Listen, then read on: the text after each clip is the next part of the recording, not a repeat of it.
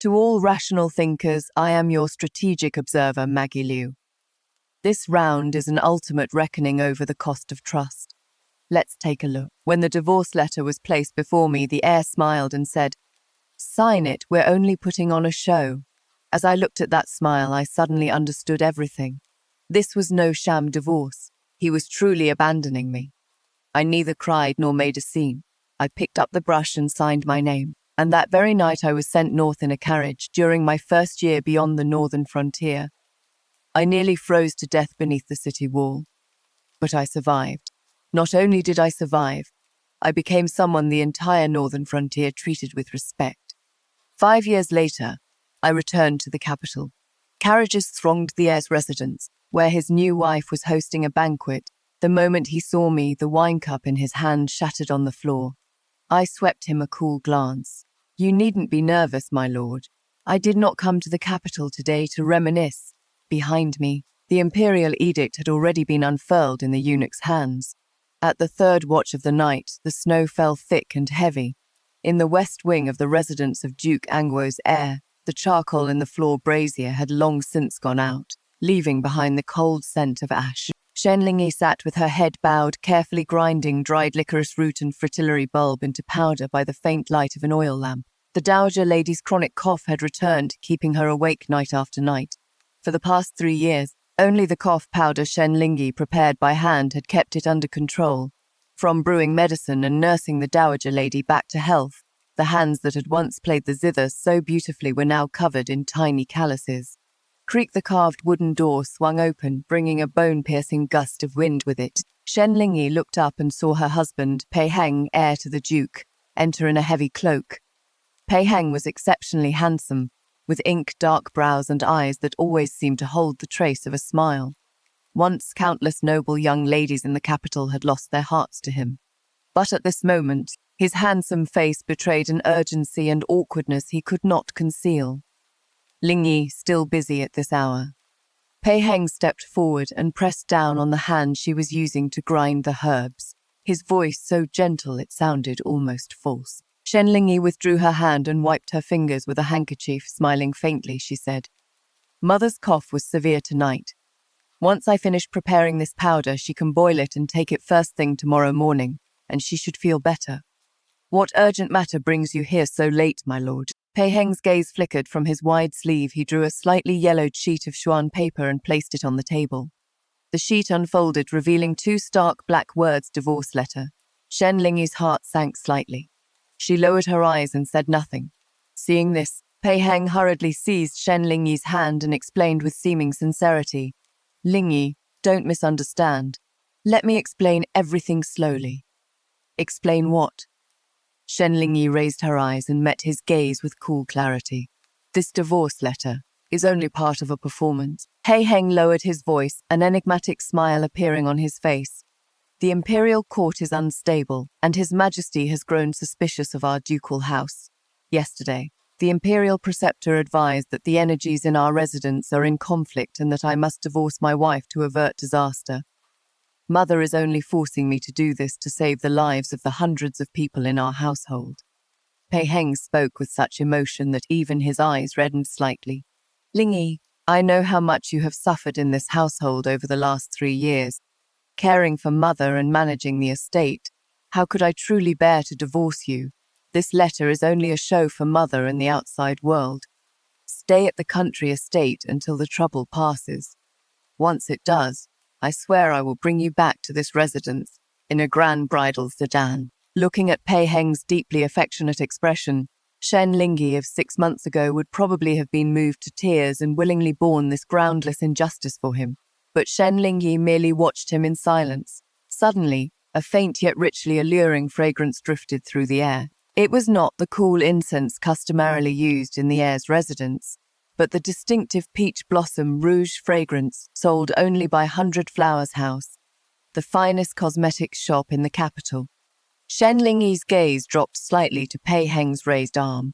A dark crimson smear of rouge showed clearly at his cuff like a glaring peach blossom blooming against his white silk robe.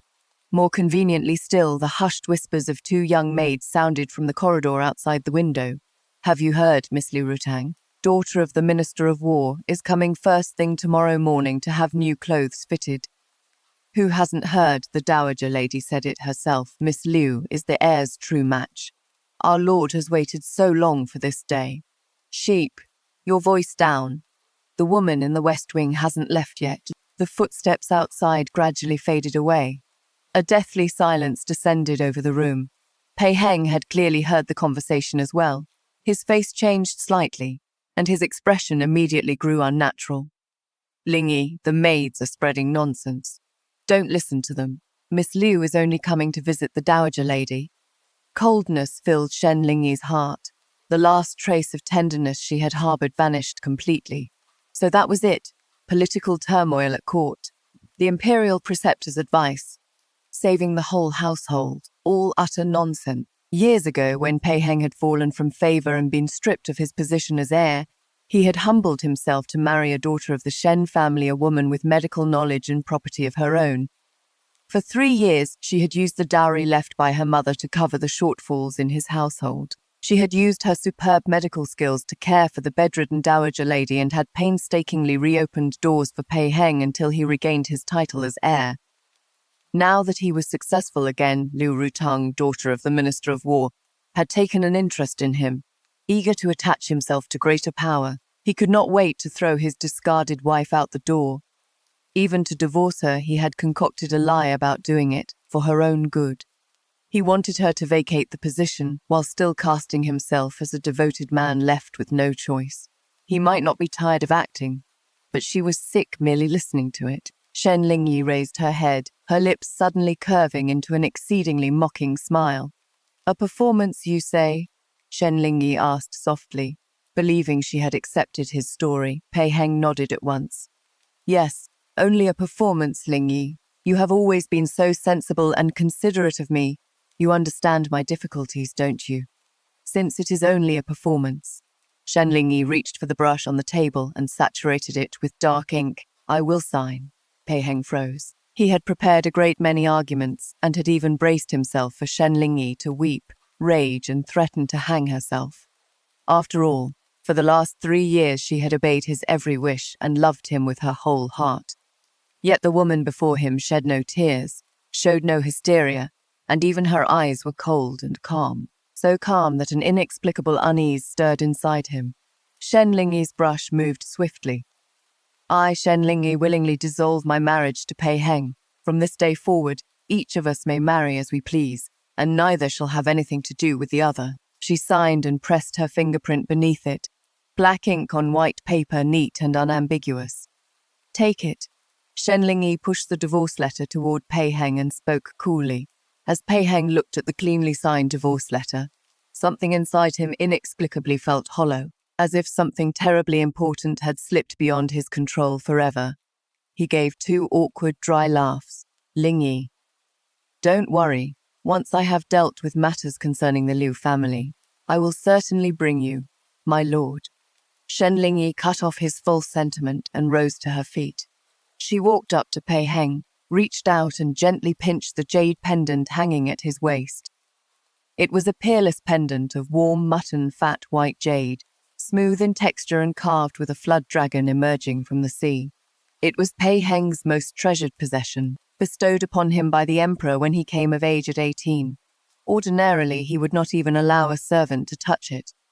Lingyi, what are you doing? Pei Heng frowned. Shen Lingyi smiled faintly. With a slight pressure of her nimble fingers, she untied the cord and casually tucked the pendant into her robe. Didn't you just say this was only a performance, my lord? Shen Lingyi raised a brow, her eyes utterly cold. If our separation is false, you should at least leave me a token. I think this warm white jade pendant will do nicely. Pei Heng's expression changed. Instinctively, he reached to snatch it back. You cannot take that pendant. It was bestowed by the emperor. It is extraordinarily precious. You cannot bear to part with it. Shen Lingyi looked down at him, her tone edged with frost. If so, then I fear I cannot cooperate with your performance any longer. Shall I go to the front hall now and summon the Dowager Lady to ask what this divorce letter is truly about? Pei Heng's hand stopped rigidly in midair. If the Dowager Lady and the Liu family learned Shen Lingyi was causing a scene, the marriage alliance might fall through. Pei Heng gritted his teeth, forcibly suppressed his anger, and squeezed out an ugly smile. Very well, since you like it. Keep it for now. When I bring you back in a little while, you can return it to me. In his view, Shen Lingyi was merely throwing a little tantrum. She wanted the pendant only as leverage to force him to bring her back later. What trouble could a divorced woman with no one to depend on possibly stir up after leaving his ducal household?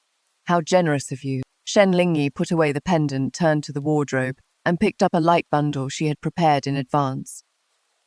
It held only a few ancient medical texts left by her mother, several silver needles, and the small amount of silver she had saved over the last 3 years. As for anything belonging to the ducal household, she took not a single item. You are leaving tonight? Pei Heng asked in surprise. The weather was bitterly cold and snow was falling heavily outside. Where could a lone, defenseless woman go now?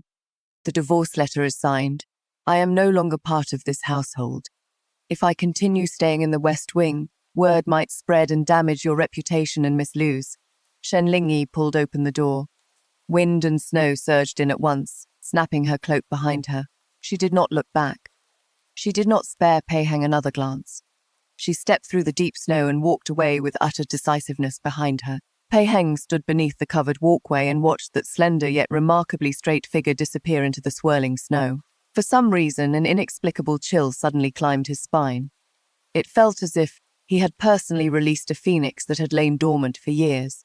Half an hour later, outside the capital's northern gate, an inconspicuous black carriage stood quietly beside the official road. Shen Lingyi lifted the curtain, and the cold wind scattered the hair at her temples. She took Pei Heng's warm white jade pendant from her robe and carefully examined it in the moonlight. The pendant was priceless. At a pawn shop in the capital, it could fetch at least several thousand taels of silver. When Pei Heng had fallen on hard times, he had relied entirely on her money and effort. Taking one pendant from him now was letting him off cheaply. Miss, are we truly going to the northern frontier? Old Joe, the loyal servant driving the carriage, breathed out a puff of white vapor and looked back worriedly. They say the frontier has suffered years of war. The wind and snow can freeze a man to death, and life there is terribly hard. Shen Lingyi put away the pendant, her eyes shining with a light they had never held before. The Shen Lingyi of the past had imprisoned herself in the narrow confines of the capital for the sake of so-called love and marriage, allowing others to trample and scheme against her. But now she was free. Her mother's ancestors had once been renowned physicians on the northern frontier. That vast land of wind and snow was Shen Lingyi's true destination. We go north. Shen Lingyi's voice rang clear and firm through the silent, snowy night. The wind in the capital is too weak to blow away the filth covering its streets. From this day forward, I, Shen Lingyi, will live only for myself. The whip rose and cracked sharply. The carriage sped north across the deep snow without hesitation, leaving the cold, decaying residents in the capital far behind. The night was long, but Shen Lingyi knew that her new life had only just begun. The wind of the northern frontier cut at the face like a host of dull knives. 10 days after leaving the capital, the farther north they travelled, the more desolate the world became. Gales drove shards of ice through the air, and beyond the dead trees and white snow lining the road, there was not the slightest sign of human life. Miss, the city wall of the northern frontier is just ahead. Old Joe shouted from the driver's seat, his voice wavering in the howling snowstorm. But it is too dark and the snow is too heavy. We need to find a cave and shelter. Before he could finish, a sharp whistle tore through the air. A dark shadow sliced through the wind and snow and buried itself in Old Joe's chest with a wet thud. Old Joe grunted and tumbled heavily from the driver's seat. Blood instantly stained the snow before the carriage red. The frenzied horses reared in fright with a terrible scream, then bolted uncontrollably toward the slope at the side of the road. Crash. The carriage jolted violently before slamming into a dead tree. Its wheels broke apart with a thunderous crack. Shen Lingyi was thrown from the shattered carriage and crashed into the icy snow. The violent impact sent agony through her entire body as if every bone had broken. A gash split her forehead, and bright blood ran down her temple before freezing almost instantly. Enduring the pain, she struggled to her feet and tried to check on Old Joe. Before she had taken 2 steps, heavy, disordered footsteps sounded through the storm. "Hurry, clean up this woman. Our master is waiting for our report." A rough, bloodthirsty voice rose amid the wind and snow. Shen Lingyi stopped and slowly raised her head. From the storm emerged 7 or 8 burly bandits carrying gleaming curved sabers. Their faces were savage, but their eyes did not hold the greed of ordinary brigands. Instead, they bore the cold, deathly stillness of strict discipline. Shen Lingyi's eyes turned cold at once. There were indeed bandits in the northern frontier, but ordinary brigands robbed travelers of money and people. They would never ambush a decrepit carriage in the middle of a blizzard at night, much less attack to kill from the outset. "You are not bandits." Shen Lingyi clenched her sleeve, her voice hard as iron in the freezing wind. "Who sent you?" The masked leader in black sneered disdain flashing in his eyes. "The dead don't need to know so much. Blame yourself for occupying a place that was never yours and standing in the way of someone important." As he spoke, the leader drew a handkerchief from his robe and wiped the edge of his blade. By the faint light reflected off the snow, Shen Lingyi saw one corner of the handkerchief. Embroidered upon it was an exquisitely detailed peach blossom. It was the signature pattern of 100 Flowers House in the capital and Liu Rutang's favorite design. In that instant, Shen Lingyi's heart plunged into an abyss of ice. Pei Heng, what a Pei Heng, what a performance. What a promise to bring her back when the trouble passed. Not only had he deceived her with sweet words into signing the divorce letter of her own accord, he had even arranged for assassins to ambush her on the only road north and silence her forever. Was he afraid that if she left the capital alive, she would one day become a blemish on his alliance with the minister's family? Or did he fear she would expose his hypocritical true face? His lordship truly has a ruthless heart. Shen Lingyi gritted her teeth, despair and towering hatred blazing in her eyes. 5 years as husband and wife, 3 years serving him like a beast of burden, and in the end, all she received was a carefully plotted murder. Since you've guessed it, be good and accept your death. When you reach the underworld, don't blame us. Blame your own rotten luck. Killing intent flared in the leader's eyes. He swung his gleaming saber, and with the icy wind howling around it, hacked viciously toward Shen Lingyi's neck. At that life-or-death instant, Shen Lingyi neither screamed nor retreated. In that split second, a savage, desperate resolve suddenly erupted in her cold eyes, now purple from the freezing air. She flung up her right hand. A small packet of powder concealed in her wide sleeve burst with the wind and swept over the assassins. It was no ordinary poison, but a powder she had refined from ghostwind vine and heartbreak grass, 2 lethally poisonous herbs found only in the frigid northern frontier which she had secretly collected during her 3 years in the capital. The poison scattered on contact with wind and killed the moment it entered the blood. Even without touching a wound, inhaling the slightest amount could instantly paralyze the nerves and leave the entire body rigid. Cough, cough. What is this? The leader's saber stopped dead, only an inch from Shen Lingyi's neck. The assassins who inhaled the powder went pale before they could swing their blades again. A violent numbness raced through their bodies like an electric shock thud. Thud. The sound of heavy bodies striking the ground came one after another, within 3 breaths. All 7 or 8 highly trained assassins had collapsed into the snow like stalks of wheat before a scythe, eyes bulging and bodies rigid as iron. Only their eyes could still move, the rest of them had lost all ability to act. You vicious woman, what did you use?" The leader lay on the ground, his eyes full of terror and unwillingness. Dragging her injured body, Shen Lingyi walked toward him 1 step at a time. Standing over the assassin in the deep snow, she looked down at him with eyes as cold as the never-melting ice of the northern frontier. "Go back and tell Pei Heng." Shen Lingyi crouched, pulled the peach blossom handkerchief from the leader's robe, and used it to wipe the blood fiercely from her forehead. Her voice seemed to rise from the depths of hell. "I will remember this blade. If I ever return to the capital, I will make his residents repay me 100-fold. The assassin leader stared at her in terror, unable to utter even half a word. But after doing all this, Shen Lingyi's strength was completely spent. The wind and snow of the northern frontier were too fierce. Freezing cold seeped through her wounds into every limb and bone.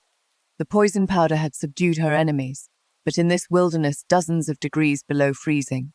With no fire and no shelter from the wind, she still would not survive the night. Her vision began to blur, and the howl of the storm gradually receded from her ears. Drained of strength, Shen Lingyi collapsed into a snowdrift, her eyelids growing heavier and heavier. Was she going to die in this desolate storm after all? I refuse to accept this. I refuse, just as Shen Lingyi's consciousness was about to sink into black, deathly silence. A thunderous rumble suddenly rose from the distant horizon. It was the sound of iron hooves crushing ice and snow. Clatter, clatter, clatter, clatter.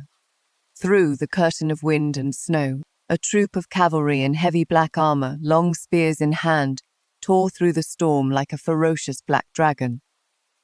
At their head, mounted on a towering warhorse, sat a young general wrapped in a black wolf fur cloak. He was tall and powerfully built, with twin sabers at his waist and astern. Deeply chiseled face, his long, sharp eyes were those of a hunting falcon, filled with the iron-blooded menace of a man who had fought his way through mountains of corpses and seas of blood. General of the northern garrison, Shaoxi General. Something happened up ahead. The deputy general shouted. The riders reined to a sudden halt dozens of paces from Shen Lingyi, sending up a spray of white snow.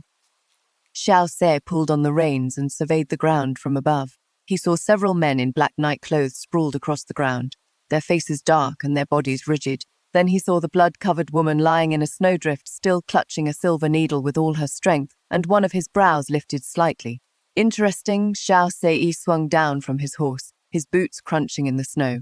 He walked to Shen Lingyi, reached out with a large, calloused hand to feel the pulse at her neck, then glanced at the fallen assassins nearby. These men are death-sworn soldiers. They were struck by an extremely potent paralytic herb. One of his guards stepped forward to inspect them and exclaimed, "Commander." This woman poisoned an entire squad of death-sworn soldiers by herself. Xiao said nothing. He looked at the small-faced woman in his arms, whose body nevertheless radiated fierce, unyielding resolve. Even unconscious, her teeth remained tightly clenched, as though she were ready to tear a piece of flesh from an enemy at any moment. "Take her with us, back to camp." Xiao removed his black wolf fur cloak, wrapped Shen Lingyi securely in it, lifted her into his arms, and mounted his towering horse. "General, what about these death-sworn men?" Without looking back, Xiao answered in a voice cold as ice, "Behead them and feed them to the wolves." Half an hour later, in the central command camp of the Northern Garrison Army, charcoal fires blazed wildly inside the command tent, yet they could not dispel the heavy stench of blood or the despair hanging in the air. Has it broken yet? Has Deputy General Liu's fever broken? Inside the tent, several military physicians, well past 50, crowded around the sick bed, sweating profusely as they frantically changed dressings. Their faces showed only helpless terror. On the bed lay a young officer with an ashen face and purple lips. He was Xiao Sei's trusted commander, Lu Feng. During the previous day's clash with the enemy, Lu Feng had been struck in the chest by a poisoned arrow. Though the arrowhead had been removed, the poison had already penetrated deep into his bones. His entire body now burned with fever, the wound festering and black. And even his breathing came in broken gasps. He was clearly on the verge of death. "General, I have done everything I can." The senior physician dropped to his knees before Shaoxi, who had just entered the tent, and burst into tears. Deputy General Liu was struck by the deadly blood-sealing throat poison from beyond the pass. It has already entered his organs. His fever will not break, and not even an immortal could save him now. I fear he will not last the night." Xiao Se stood beside the bed, his fists clenching until his knuckles cracked. The murderous aura around him seemed ready to tear through the roof of the tent. Lu Feng was a brother who had faced death at his side 100 times. Had he survived the battlefield only to die on a sickbed inside the camp? Useless.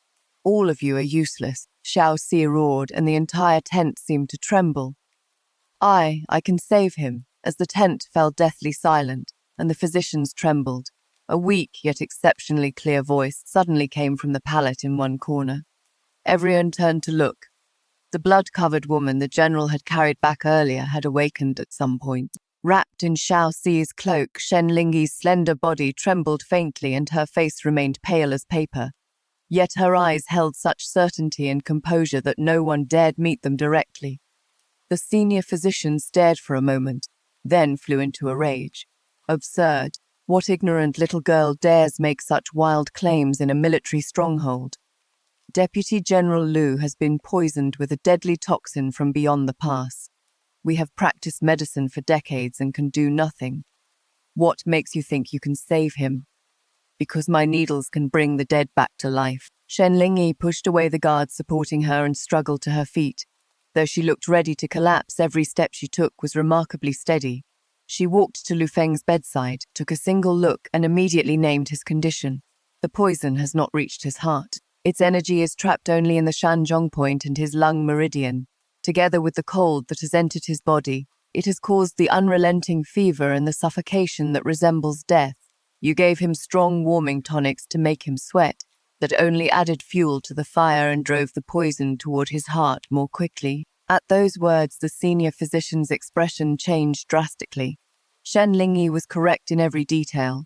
They had indeed forced Lu Feng to drink large quantities of ginseng, broth and diaphotic medicine. You truly understand medicine. Xiao Xie fixed Shen Lingyi with his falcon-sharp eyes as if he meant to see through her. If you do not believe me, General, prepare to collect your deputy's corpse in the time it takes half an incense stick to burn. Shen Lingyi met Xiao Xie's gaze without fear. If you do believe me, bring me needles. Her commanding presence was nothing like that of a frail woman who had only just escaped death. Xiao Xie studied her deeply. In her eyes he saw perfect calm and absolute confidence. Give her the needles, Xiao Xie ordered decisively. General, you mustn't. What if she, the senior physician, still tried to stop him? Silence. Say another word and I will behead you. Xiao ascended. A packet of silver needles in assorted lengths was quickly placed in Shen Lingyi's hands. The moment she pinched a needle between her fingers, all trace of weakness seemed to vanish from her body. Her eyes became intensely focused, as if she had transformed into another person. Tear open his upper garment, Shen Lingyi ordered coldly. The guards did not dare delay and immediately obeyed. Shen Lingyi's fingers flew, moving too quickly to follow. First needle, Kuchi, second needle, Hegu, third needle, 3/10 of an inch into Shanzhong. Release the poisoned blood. Squelch, as the silver needle entered Lu Feng's chest. A stream of foul-smelling black blood spurted along the needle's tail and splashed onto the floor, releasing a powerful corrosive stench. Immediately afterward, Shen Lingyi moved with incredible speed, driving 7 needles in succession into the baihui and shenting points atop Lu Feng's head. It was the Shen family's ancestral secret art, the 7-star fate-reversing needles. Of Feng, who had been completely insensible and moments from death, convulsed violently. Then he jerked up his head, opened his mouth, and vomited a large mass of viscous black blood. Once the blood left his body, his burning temperature miraculously began to fall. His broken gasps grew steady and deep, while the deathly greyness of his face visibly receded. The fever has broken. His pulse is back. His pulse is back. The physician assisting at Lu Feng's side felt his pulse and cried out so excitedly that his voice cracked and his eyes nearly popped from their sockets. A miracle. This is nothing short of a medical miracle. The senior physician dropped to his knees again with a thud, staring at Shen Lingyi in shock and shame. A divine physician. You truly are a divine physician. I fail to recognize greatness before me. I am ashamed. For a time, the entire command tent was silent. The gazes of every northern garrison soldier shifted in an instant from doubt and contempt to absolute reverence and admiration. At a frontier where death could strike at any moment, a divine physician capable of snatching men back from the king of hell was a second life for every soldier. Shen Lingyi slowly withdrew the silver needles and wiped the blood from them with a handkerchief in full view of everyone. Her body swayed again from exhaustion. At the crucial moment, a powerful arm caught her around the slender waist. Xiao Xie stood behind her and looked down at the pale woman in his arms, proud as a phoenix. His eyes shone with unprecedented heat and wonder. What is your name? Xiao Xie's deep voice carried irresistible authority. Shen Lingyi raised her head and met his gaze, answering one word at a time. Shen Lingyi. Very well, Shen Lingyi. Xiao Se turned to face all the soldiers in the command tent and announced in a ringing voice, "From this day forward, Miss Shen is chief physician of the Northern Garrison Army. Anyone who shows her disrespect will be punished under military law. We obey the general's command." Their unified shout instantly shook the tent and shattered the storm outside. Standing before them and hearing the thunderous cries of respect around her, Shen Lingyi's lips curved into a faint smile. "Pei Heng, did you think that by abandoning me in the snow, you had condemned me to freeze and die? You have no idea that the wind of the northern frontier can kill, but it can also save.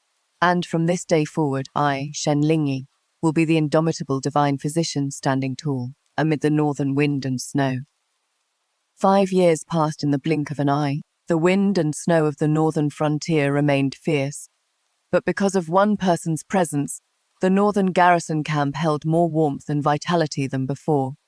Physician Ling, I put on the salve you prepared yesterday, and this morning I could actually get out of bed and run. Divine Physician Ling, my husband just caught this snow hare in the mountains. It is fresh, we brought it especially to nourish you. Stop crowding. Form a line. Physician Ling just finished operating on a wounded soldier, so keep your voices down. A crowd thronged outside the northern camp. Hardened soldiers and ordinary people from hundreds of li around alike clasped their hands in reverence whenever the name Physician Ling was mentioned. Over those 5 years, Shen Lingyi had shed the elaborate etiquette of a capital noblewoman and exchanged it for neat, plain clothes. She had crossed the northern glaciers and snowfields gathering medicinal herbs and improving countless styptic powders and frostbite salves. The meek, easily bullied, discarded wife of the capital had long since become a living bodhisattva revered by all the people of the northern frontier. Inside the medical tent, Shen Lingyi had just washed the blood from her hands. Steady footsteps sounded. Then a broad, imposing figure blocked the sunlight beyond the entrance.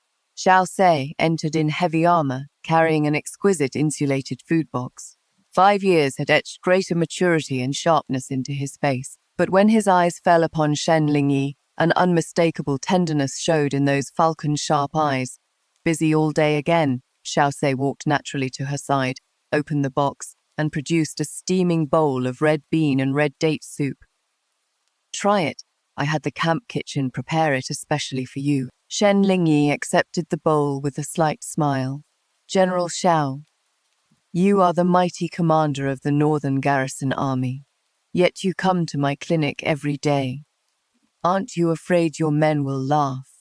Who would dare?" Xiao Se raised a brow, his tone somewhat overbearing. "It is only right that I show concern for the great benefactor of my army."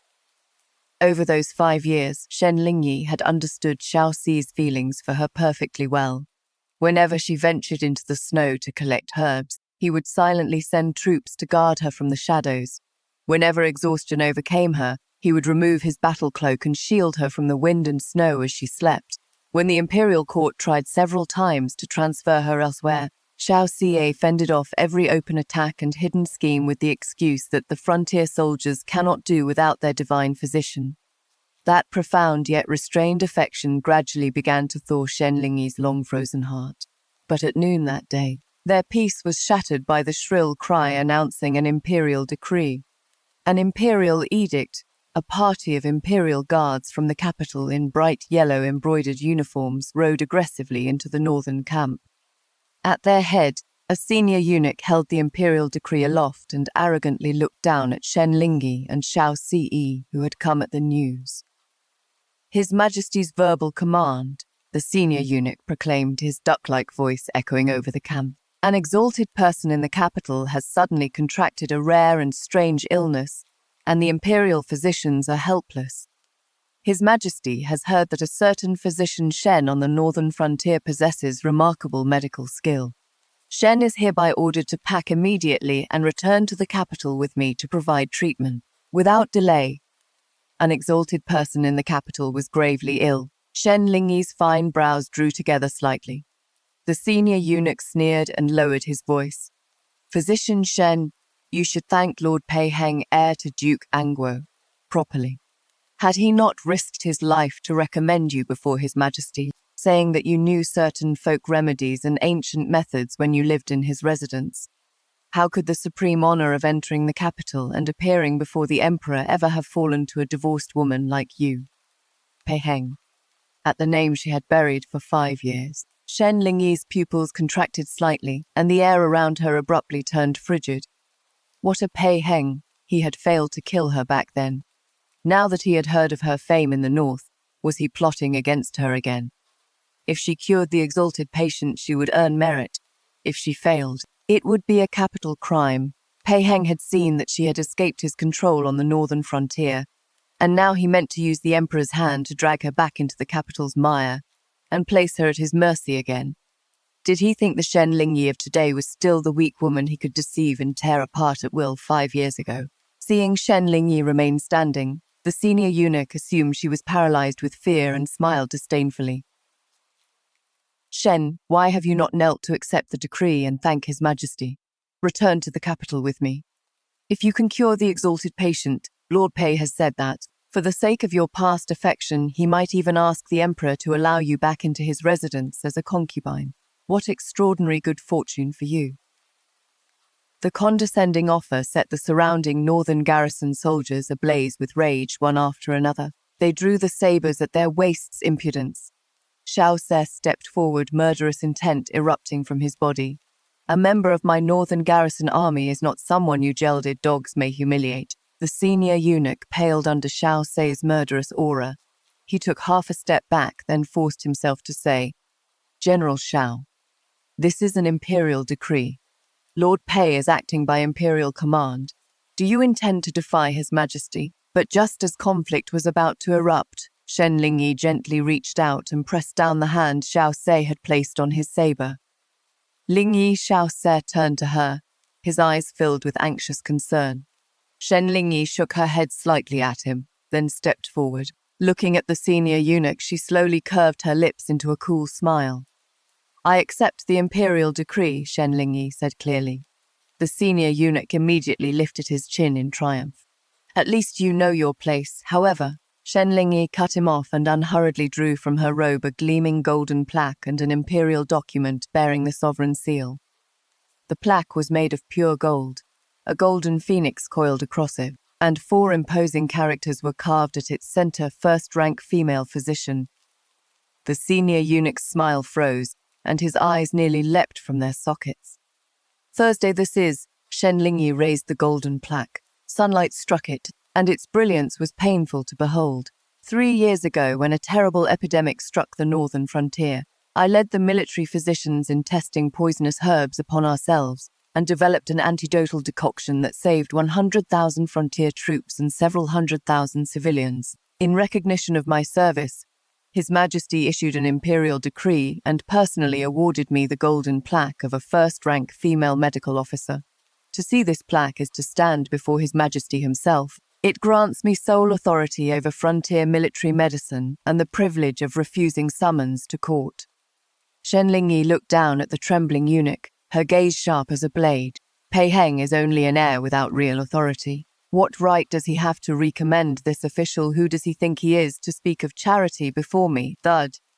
The senior eunuch's legs gave way and he dropped heavily to his knees in the snow. Never had he imagined that the discarded wife Pei Heng had once cast aside like a worn shoe had transformed into a first-rank female medical officer bearing a golden plaque bestowed by the emperor himself. Her official rank towered far above that of a mere decree-bearing eunuch like him. At the sight, the surrounding northern garrison soldiers burst into delighted laughter. Ha ha ha, wonderful! He should look at himself in a puddle. A man like him thinks he can make our divine physician Ling his concubine. He can dream until the end of time. Xiao Se's eyes shone brilliantly as well. His gaze on Shen Lingyi filled with pride and fervor. Shen Lingyi put away the golden plaque and turned toward the capital, her eyes utterly cold. 5 years she had intended to spend the rest of her life peacefully on the northern frontier. But since Pei Heng and the wolves of the capital insisted on delivering themselves to their deaths, she would oblige them. It was time to return to the capital and settle every blood debt, every scheme, and every humiliation from those years. General Xiao. Shen Lingyi turned around. Xiao Se stepped directly before her, his expression solemn. Give the word and I will personally fight my way back to the capital with you. There is no need to fight. Shen Lingyi smiled faintly, but her smile held endless frost and commanding pride. I'm going to claim a reward and collect a debt. However, the road to the capital is not peaceful. I could indeed use a few of your men to lend me some presents. A few men are hardly enough. Xiao Si drew the saber at his waist, raised it high, and issued an order so thunderous it shook the heavens. By my command, assemble 3,000 elite armored guards and accompany first-rank female medical officer Shen in full force. We return victorious to the capital. As commanded, 3,000 mounted soldiers roared in unison, their killing intent surging to the sky. The senior eunuch collapsed on the ground like mud, his face pale as paper. He could already imagine what earth-shattering disaster would befall the lofty residence of Duke Angwo's heir when this discarded wife, bearing an imperial golden plaque and backed by 3,000 armored gods of death, returned to the capital. The storm howled as the army broke camp. Shen Lingyi boarded a magnificent official carriage of the highest rank, Xiao Si Sang, a black horse beside it, while 3,000 armored guards carrying long spears rolled toward the capital, like an unstoppable torrent of steel. Pei Heng, it has been 5 years. Are you ready to bear my wrath? Vermilion Bird Avenue, the capital.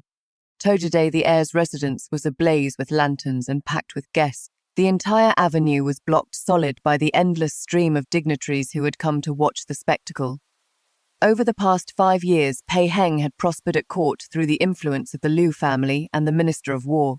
He was now Vice Minister of Rights. Today also happened to be the 20th birthday of his lawfully wedded new wife, Liu Rutang. The residence gates stood wide open over a carpet of red brocade. Pei Heng stood at the entrance greeting guests, dressed in an expensive purple and gold robe with a jade crown and a radiant smile. Beside him, Liu Rutang wore a brilliant red silk gown embroidered with a golden phoenix and jewels covering her hair. She smiled with dazzling beauty as the noble ladies of the capital surrounded her with flattery. The heir and his wife are truly a gifted gentleman and a beautiful lady, a match made in heaven. Exactly. I heard his lordship decisively divorced that unpresentable first wife, and only then married Miss Liu. Looking at him now, what a wise choice that was.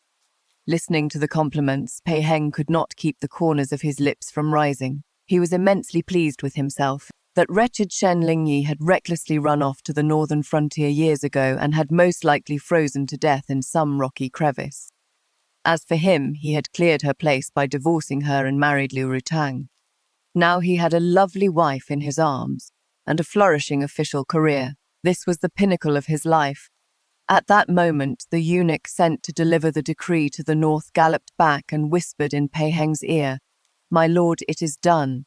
That physician Ling from the northern frontier has entered the capital. Her carriage is heading this way now." A vicious, triumphant light immediately flashed in Pei Heng's eyes. He had never intended Shen Lingyi to leave the capital alive when he recommended that she treat the exalted patient in the palace. The patient was terminally ill. Once Shen Lingyi failed, he could naturally have her dragged out as the scapegoat under the charge of deceiving the sovereign under a false reputation. And even if she begged for mercy, he was prepared to make her kneel outside his gate before all the capital's elite on this festive day, begging him for food and pleading to take her back. He would show everyone how miserable a woman became after leaving him. Pei Heng, everyone.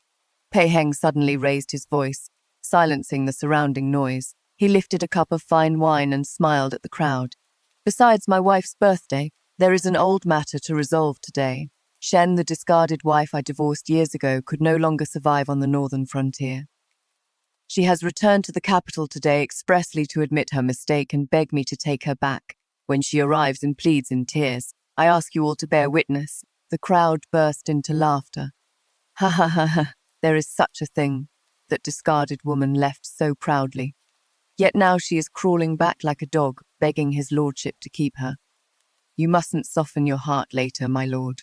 A woman who parades herself in public like that would be fortunate to receive a mouthful of leftovers. Liu Rutang covered her mouth and giggled, her eyes full of contempt and triumph. Do not worry, husband. If Sister Shen has truly recognized her mistake and is willing to beg, I would not mind taking her in as a servant to pour tea and water. Pei Heng drained his wine, then gazed arrogantly toward the end of the avenue and waited for Shen Lingyi to arrive in rags and fall weeping at his feet.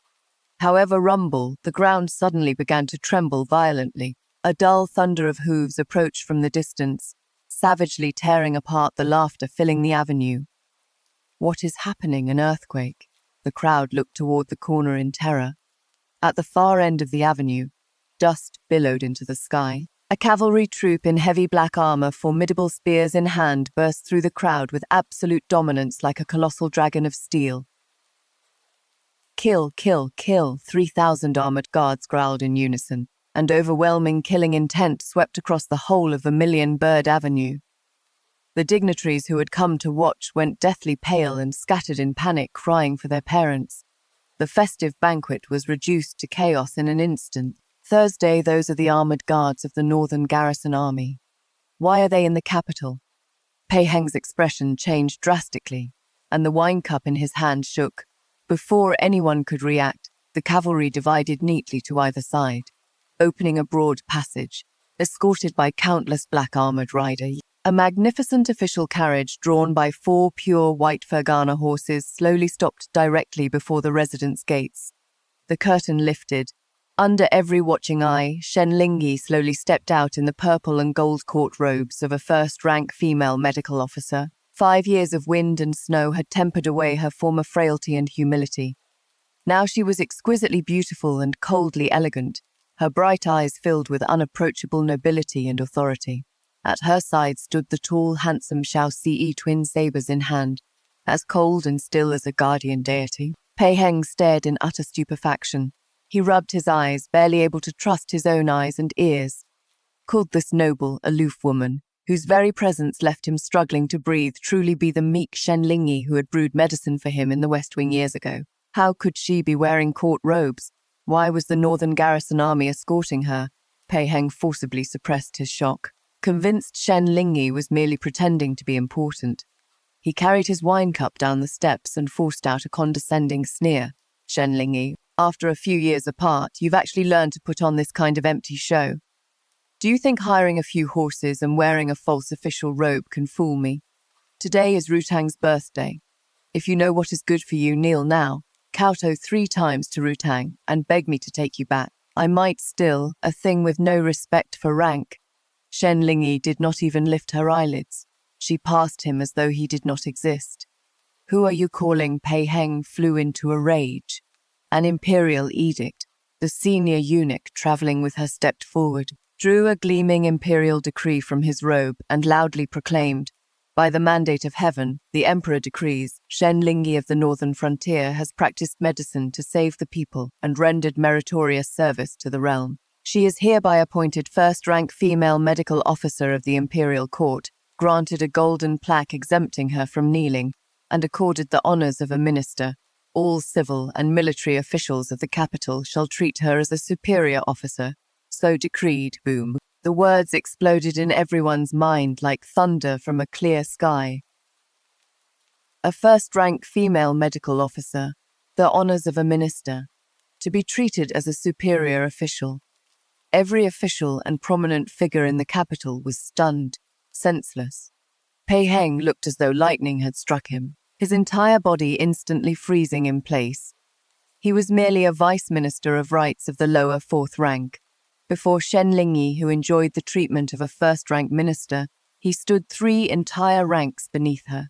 Clatter. The mutton-fat jade wine cup slipped from Pei Heng's hand and smashed heavily on the stone road, shattering into powder. The crisp sound was exceptionally piercing on the deathly silent avenue. Standing above him on the steps, Shen Lingyi slowly turned and looked down at the deathly pale Pei Heng, her lips curving into an intensely mocking smile. "Vice Minister Pei, you stand before a superior officer accorded the honors of a first-rank minister. Why have you not knelt?" Pei Heng trembled violently. His legs felt filled with lead and cold sweat poured from his brow, yet his stubborn mouth could not produce a single word. Liu Rutang, who had stood proudly beside him only moments ago, had long since gone pale, her delicate body shaking violently. Before the laws of the Great Ming and the authority of a first-rank official, how could the wife of an heir, a mere commoner without official rank, withstand such pressure? Thud. At last, unable to bear the weight of that official authority, Liu Rutang's knees gave way and she dropped heavily before Shen Lingyi, filled with unwillingness and despair. Greetings, greetings, Lady Shen. Liu Rutang bowed her head, her voice trembling. The once lofty noble lady now prostrated herself at Shen Lingyi's feet like a dog. The entire crowd fell silent. The poor first wife cast aside years ago now stood high above, receiving the obeisance of the new wife, and Pei Heng, once so glorious, could only watch as Shen Lingyi trampled the dignity he prized most beneath her feet and crushed it to dust. Shen Lingyi looked at Liu Rutang kneeling on the ground, then at Pei Heng's ashen face. Her cool voice echoed over the entire residence. Vice Minister Pei, that performance you staged for me years ago, tell me, are you satisfied with how I played my part? Dead silence, a strange, deathly stillness settled over the vast entrance of the heir's residence. Before the absolute authority of a first-rank female medical officer, Pei Heng's face alternated between green and white. As Vice Minister of Rights, he naturally understood the laws of the Great Ming. If a lower-ranking official failed to show proper respect to an official of the first rank, dismissal was the lightest punishment, and at worst he could be charged with grave disrespect. Vice Minister Pei, must I teach you the rules of the imperial court? Xiao Se stepped forward with one hand on his saber. His ferocious killing intent pressed down so heavily that Pei Heng could not straighten his back. Under the gazes of the capital's elite, his relatives, friends, and subordinates, Pei Heng ground his molars and shook violently. At last, unable to withstand the mountain-like pressure, he dropped heavily to one knee at Shen Lingyi's feet. This subordinate official greets Lady Shen. Pei Heng bowed his head and forced the words from his throat. His nails dug deep into his palms, drawing blood. The splendid banquet he had prepared for years had now become the greatest joke in the entire capital. Shen Lingyi did not spare him another glance. She snorted coldly, swept her sleeve, and returned to the magnificent official carriage. To the imperial palace, Shen Lingyi's cool voice ordered from within. Move out. The 3,000 armored guards cleared the road once more and departed in a mighty procession, leaving behind the ruined residence, and Pei Heng and Liu Rutang collapsed on the ground with ashen faces. Half an hour later, Daning Palace in the imperial compound. This was the residence of the current Empress Dowager. At that moment, the oppressive atmosphere in the hall made it difficult for anyone to breathe. On the imperial couch, the aged Empress Dowager's face was sallow, her breathing faint as a thread. Her body emitted a slight foul odor, and she had fallen into a deep coma. Before the couch, more than a dozen elderly physicians, the pillars of the Imperial Medical Academy, knelt in trembling rows. Beyond the screen, the Emperor paced with a livid face, radiating boundless, thunderous fury. Beside the Emperor stood a middle-aged man in the second-rank court robes of a Minister Liu of the Ministry of War, Liu Rutang's father. A pack of incompetents. The Emperor, unable to contain his rage, kicked over the bronze incense burner beside him. The Empress Dowager has been gravely ill for 3 days, and the Imperial Medical Academy cannot even determine the cause. Why does the throne keep you? The chief imperial physician kowtowed repeatedly in terror. Your Majesty, please calm your anger. Her Majesty's illness is extraordinarily strange. Her pulse appears normal, but is in fact contrary, and every organ in her body is rapidly failing. We truly can do nothing. Minister Liu's eyes darted, and he immediately stepped forward. Your Majesty, please calm your anger. This humble minister has heard that Pei Heng, heir to Duke Angguo, recommended a folk physician named Shen from the northern frontier, who has now been summoned to the palace. Though Shen is merely a woman, she is said to know certain unconventional remedies and strange techniques used at the border. Why not let her try? If she cures Her Majesty, it will be through your Majesty's divine blessing. If she fails, then she has deceived the sovereign under a false reputation and should be publicly beheaded. Every word Minister Liu spoke concealed malicious intent. He had clearly conspired with his son-in-law, Pei Heng, to pin responsibility for the Empress Dowager's impending death squarely upon Shen Lingyi. Summon her. Desperate enough to try any remedy, the Emperor swept his hand, summoning first-rank female medical officer Shen Lingyi to the hall. The attendant eunuch's shrill voice cut through the silence. The heavy palace doors opened with a crash. Dressed in purple and gold court robes, Shen Lingyi walked calmly and straight-backed into the highest seat of power beneath heaven. Xiao Xie strode behind her, the heavy clash of his armor echoing through the hall. Seeing Shen Lingyi enter the palace in first-rank robes with the northern garrison general at her side, Minister Liu's eyelid twitched violently and unease stirred in his heart. This common woman, no, this official, Shen Lingyi, greets your majesty. Shen Lingyi performed the formal salute of an official.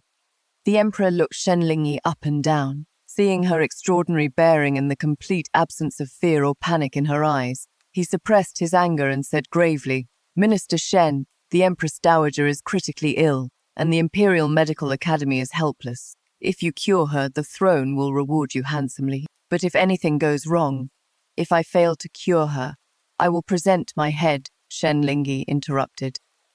Her tone calm, yet carrying the weight of stones striking earth. Every imperial physician drew a sharp breath.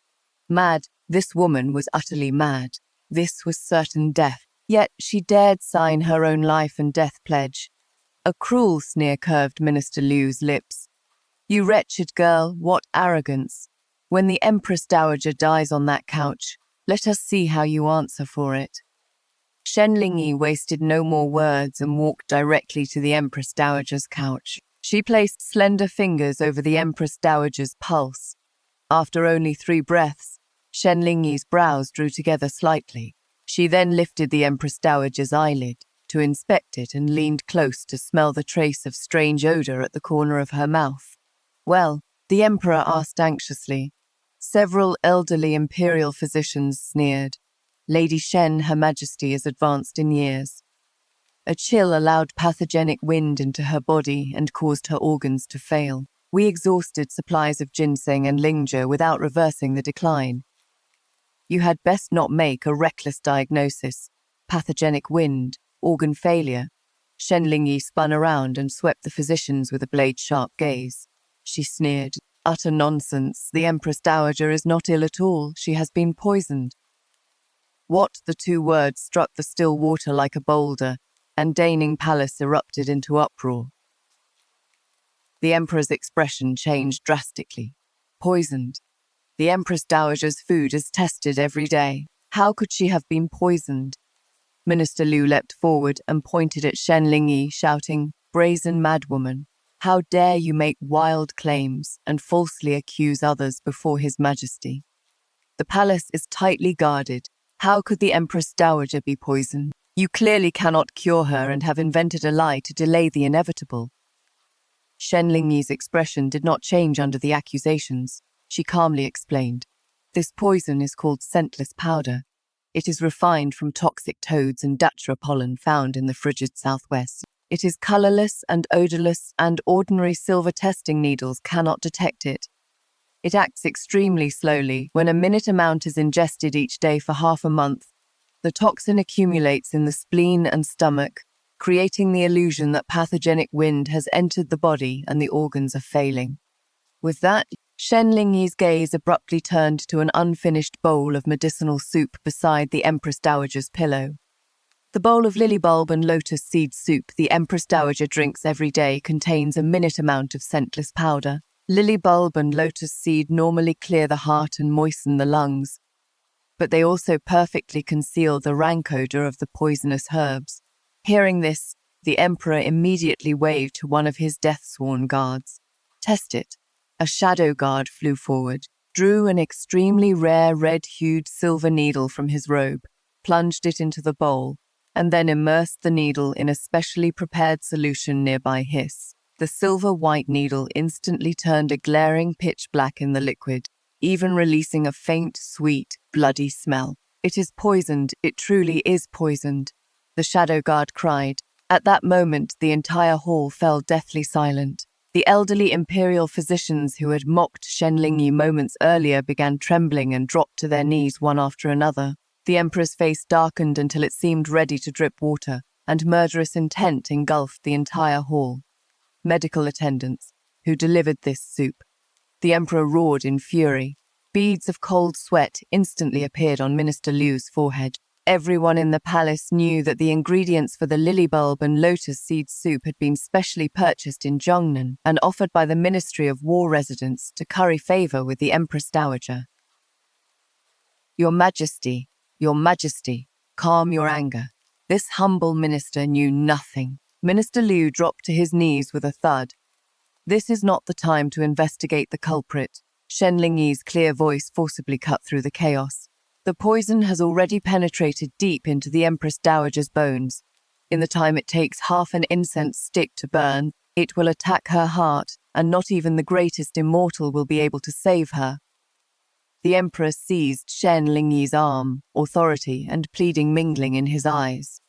Minister Shen, save the Empress Dowager, and the throne will grant any request you make. Your Majesty, please step back 3 paces. Shen Lingyi's expression turned severe. With a swish, she untied the needle case at her waist. Inside lay 12 golden needles of varying lengths, neatly arranged and glowing with a faint blue light. Tianchu and Qihai, the points for expelling poison. Shen Lingyi moved like lightning. The golden needle spun between her fingertips, producing piercing whistles as it cut through the air. The first needle entered the Empress Dowager's abdomen. The second needle, the third. Shen Lingyi's movements reached incredible speed, almost dissolving into a succession of afterimages. She was performing the Shen family's long-lost imperial secret art, the 13 needles of the ninefold soul restoration. With each needle inserted, black poisoned blood seeped through the puncture in the Empress Dowager's formerly sallow skin. Bring a basin, Shen Lingyi commanded. Already in perfect accord with her, Xiao Sei brought over a bronze basin. The instant the 12th golden needle entered the Dazhui point at the back of the Empress Dowager's necker, the Empress Dowager, who had lain unconscious and deathly still, abruptly sat upright and vomited a large pool of foul-smelling black blood, her whole body gasping violently. After expelling the poisoned blood, a miraculous hint of color returned to the Empress Dowager's corpse-yellow face, and light slowly gathered in her eyes once more. Imperial Mother, you are awake. Overjoyed, the Emperor rushed to the couch. The Empress Dowager weakly opened her eyes. She looked at the Emperor, then at Shen Lingyi standing proudly before the couch despite being drenched in sweat. In a faint voice, she asked, "My son, did this young lady save me?" "Yes, Imperial Mother. It was Medical Officer Shen. Minister Shen used immortal skill to save your life." The Emperor threw back his head and laughed, weeping with joy. The elderly imperial physicians nearby were already staring in stupefaction. One after another, they kowtowed furiously to Shen Lingyi and cried out that they had witnessed a miracle. Minister Liu, his face ashen, stood nearby gripped by endless terror. Shen Lingyi withdrew the golden needles, wiped the sweat from her brow, and turned. Her cold gaze settled directly on Minister Liu, who knelt trembling on the floor. "Your Majesty." Shen Lingyi spoke slowly, every word cold. "The Empress Dowager's poison has been neutralized. However, while administering the needles, I discovered that scentless powder is not something an ordinary person can obtain. I ask your Majesty to seal 100 Flowers House and the medicinal storehouse of the Minister of War's residence immediately. Regarding the poisoning of the Empress Dowager, I have an important lead to report." Boom! As though struck by a hammer, Minister Liu collapsed to the floor. At Shen Lingyi's side, Xiao Xie curved his lips into a bloodthirsty sneer and slowly drew the gleaming saber at his waist. The storm of reckoning had only just begun. Within the Golden Phoenix Hall, Imperial Majesty reigned supreme. Shen Lingyi's words steadied the situation like an anchor needle and tore this long-planned conspiracy wide open. The Emperor flew into a rage and smashed the jade ruler on the imperial desk with one blow. "What a Minister of War! What 100 Flowers House! Even my Imperial Mother, you dared lay such a poisonous hand upon her. Xiao Sei, this general is here." Xiao Xie strode forward and cupped his hands to receive the order, his armor clashing with a chilling sound. "I grant you the command tally of the Imperial Guard. Take troops immediately and seal the residence of the Minister of War and the residence of Duke Angwo's heir. Find evidence of the poison and kill without mercy anyone who resists." This general accepts the decree. A cruel curve touched Xiao Xi's lips.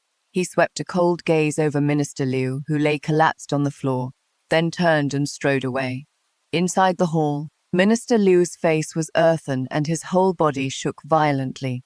Never had he imagined that the poisonous scheme intended to frame Shen Lingyi and raise the Pei and Liu families to greater heights would become the execution platform, leading them into a bottomless abyss. Barely half an hour later, Port Xiao Si returned, his hammer-like footsteps echoing through the golden hall. Behind him, several armored guards dragged in two figures and threw them into the center of the hall. They were Pei Heng, still wearing his purple and gold robe, but now disheveled and deathly pale, and Liu Rutang, stripped of her magnificent hair ornaments and weeping until her lovely face was ruined.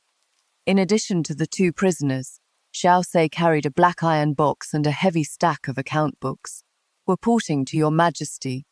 Xiao Se knelt on one knee, his voice booming like a great bell. Acting on the imperial decree, this general searched the properties and found remnants of the poisonous herbs used to refine scentless powder in a secret chamber of the minister's residence. Furthermore, in a cellar beneath the study at Lord Pei's residence, I found secret ledgers proving that Minister Liu and Lord Pei colluded to sell frontier weapons and embezzle military funds. Boom, the entire court erupted in uproar. Embezzling military funds, selling weapons, even plotting to murder the Empress Dowager. Each charge alone was enough to confiscate the Liu and Pei estates and destroy their clans beyond redemption. "Mercy, your majesty, spare my life," Minister Liu prostrated himself and kowtowed madly until blood streamed from his forehead. This minister was framed. "It was Pei Heng, he led me astray. No, imperial father. See the truth, your majesty, see the truth." Pei Heng too was terrified out of his wits. Snot and tears covered his face as he pointed at Minister Liu and shouted, "Minister Liu used Rutang to coerce me. The Liu family supplied the poison as well. I knew nothing." The once glorious father-in-law and son-in-law now tore at one another like two mad dogs before imperial power and death, each desperate to shift the blame. Liu Rutang wailed from the floor, "Sister Shen, Lady Shen, please save us. For the sake of the family we once were, please plead for mercy on our behalf, family." At that word, Shen Lingyi's lips curved in an icily mocking smile. She slowly walked to Pei Heng and looked down at the man who had once cast her aside like a worn shoe and even tried to put her to death. "Pei Heng, do you remember what you said to me in the West Wing 5 years ago?" Shen Lingyi did not raise her voice, yet every word pierced the bone like an icicle. Pei Heng shuddered, extreme fear and regret filling his eyes. Back then, with Liu Rutang in his arms, he had looked down at Shen Lingyi after poison was forced down her throat and said, "You are nothing but an unpresentable country physician. Allowing you through my doors was already the greatest gift. Rutang wants your position now, and your death is the only value you have left." And now fortune had turned. The discarded wife he had trampled beneath his feet had become a first-rank female medical officer of the imperial court who bore a golden plaque and saved the Empress Dowager. As for the once insufferably arrogant heir, he was now a prisoner whose life or death depended entirely on her whim. "Lingyi, no, Lady Shen." Pei Heng crawled to Shen Lingyi's feet and reached wildly for the hem of her skirt. "I was wrong. I truly know I was wrong. Back then I was confused for a moment and misled by that vicious woman from the Liu family. I have always loved you in my heart. For 5 years there has not been a moment when I did not think of you. If you plead with His Majesty and save my life, I will divorce Liu Rutang at once. I will marry you as my principal wife. No, I will give you everything in the heir's residence. Please," Pei Heng wept openly, kowtowing and begging for mercy without a shred of dignity. But before his hand could touch the corner of Shen Lingyi's skirt bang, Xiao Xia's heavy boot shot out and slammed into Pei Heng's chest. Pei Heng flew backward like a cannonball and smashed into a vermilion pillar in the hall, spraying a mouthful of blood. Xiao stepped forward and stood protectively beside Shen Lingyi, hand on the hilt of his saber, his falcon-like gaze fixed on Pei Heng with murderous intent. "A thing like you thinks itself worthy of touching her. Come one step closer to Lady Shen again, you dog, and I will skin you alive."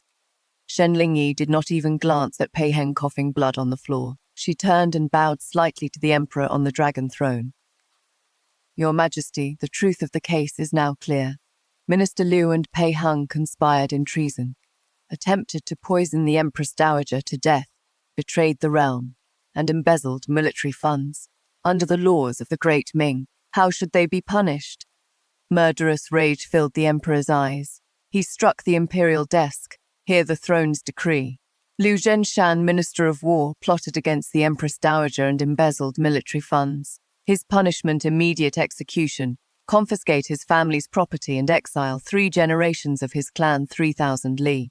Pei Heng, heir to Duke Angguo, conspired in treason and deceived the sovereign. Strip him of every office and title, revoke his nobility, erase his name from the family register, and sentence him to military service in the frigid northern frontier. He shall never enter the capital again. Liu Rutang, wife of the heir, shall be made a government slave and sent to a military camp for hard labor. As the decree was issued, Liu Rutang's despairing screams and Minister Liu's collapsed sobs filled the hall. Military exile to the northern frontier. Hard labor. That was 100 times more painful than killing them outright. They had enjoyed every splendor and luxury, but now they would plunge into the filthiest, most miserable mire and suffer endless torment. Especially Pei Heng, the northern frontier. It was the place where Shen Lingyi had endured 5 years of wind and snow. Now he would struggle to survive there as a criminal. No, Your Majesty. Lingyi, save me. The imperial guards dragged Pei Heng away like a dead dog, leaving a glaring trail of blood and despairing screams behind him. Inside the hall, the matter was settled. At that moment, every shadow and blood debt vanished like smoke. The emperor looked at Shen Lingyi's proud, unbending figure with great delight. Minister Shen, you rendered meritorious service by saving the Empress Dowager and even greater service by exposing traitors. The throne will reward you handsomely. Tell me what you desire. A marquisate, a ministerial appointment, 10,000 taels of gold. The throne will grant any of them. Shen Lingyi smiled slightly, removed her purple and gold court robe, and held it above her head with both hands. Your Majesty, this minister began as a physician among the people, devoted to relieving suffering and saving lives. The struggles of the imperial court are not what I seek. I humbly ask Your Majesty to allow me to resign my post and return to the northern frontier, where I may continue treating hundreds of thousands of soldiers and civilians. The emperor's eyes filled with admiration and emotion. To care nothing for fame or profit and devote oneself to saving the world, this was the truest integrity of a great physician. Very well, the throne permits it. The emperor threw back his head and laughed. I grant you a plaque naming you the foremost divine physician under heaven, 100,000 taels of gold and silver, and a hall of universal relief. From this day forward, to see you is to see the emperor. Thank you, Your Majesty. Shen Lingyi bowed in gratitude. As she left Daning Palace, sunlight broke through the gloom and spilled across the glittering splendor of the Forbidden City. The heavy gates slowly closed behind her, and the capital's storms were left completely in the past. Outside the hall, Xiao Se stood quietly at the foot of the steps holding 2 tall warhorses. When he saw her emerge, an exceedingly gentle smile appeared on the face of the iron-blooded general known for his cold ruthlessness. Is everything settled? Xiao Se asked. Yes, every debt is settled. Shen Lingyi let out a long breath, feeling lighter and more at ease than ever before. Xiao Se walked to her and offered her a set of reins, his gaze burning. The wind and snow of the northern frontier are fierce, and the road is long, divine physician Shen. Would you mind having a guardian general beside you for life to saddle your horse, clear your path, and shelter you from every storm? Shen Lingyi accepted the reins, facing the golden sunlight filling the sky. Her lips curved into a dazzling smile. If Great General Xiao wishes to follow, then we shall see how well you perform. Ha ha ha ha. Very well. Xiao Si threw back his head and laughed as he mounted his horse. Shen Lingyi swung onto her own warhorse with equal ease. The two rode side by side, surrounded by 3,000 armored guards, and galloped beneath the brilliant sun toward the vast expanse of the northern frontier in a mighty procession. To all rational thinkers, the dust has settled on this round story. The wind and snow return to the wilderness, grievances and grudges fall to dust. Let us review the underlying logic of the entire game. Pei Heng thought he was facing someone from his past, who would cry, make a scene, and beg him to change his mind. He prepared the excuse of putting on a show, the condescending offer to return as a concubine, and even a deadly trap in which she would take the blame if she failed to cure the Empress Dowager. Yet from beginning to end, He ignored the most fundamental issue. Shen Lingyi was no longer the person he knew. During her 5 years on the northern frontier, Shen Lingyi did not merely heal, she replaced her blood. She completely severed herself from a draining relationship and rebuilt her identity, her abilities, and her network of power. She was no longer a woman who needed marriage to define her worth. She possessed her own name, achievements, and status. So when Pei Heng appeared again, she no longer looked at him with hatred, but from above, "You are not even worthy of making me angry." The story's coiled spring, tension comes from a silent metaphor. 5 years. Pei Heng spent 5 years advancing triumphantly in the capital, believing he was climbing higher. Shen Lingyi spent those same 5 years taking root and growing on the northern frontier, from a woman who nearly froze to death beneath a city wall into the living bodhisattva, respected by the entire northern garrison army. Once the spring had been pressed to its lowest point, she spent 5 years gathering strength. Then, the moment she returned to the capital, sprang back into place with unstoppable force. In the end, she chose to return to the northern frontier, not out of hatred for the capital, but out of loyalty to freedom. She knew that her true battlefield was not a court filled with schemes, but the frontier she had personally saved. And Xiao Ce's question, "Would you mind having a guardian general beside you for life, to saddle your horse and shelter you from every storm?" was the finest reward for all she had given over those 5 years. At last she had found someone who would never treat her as a tool. "When you pressed me down, I remembered. When you begged me, I had already let go." I am Maggie Liu. If you also enjoy stories about growing your backbone anew in the wind and snow, please follow me. In the next round, we will continue unraveling the hidden currents and blades buried deep in human nature.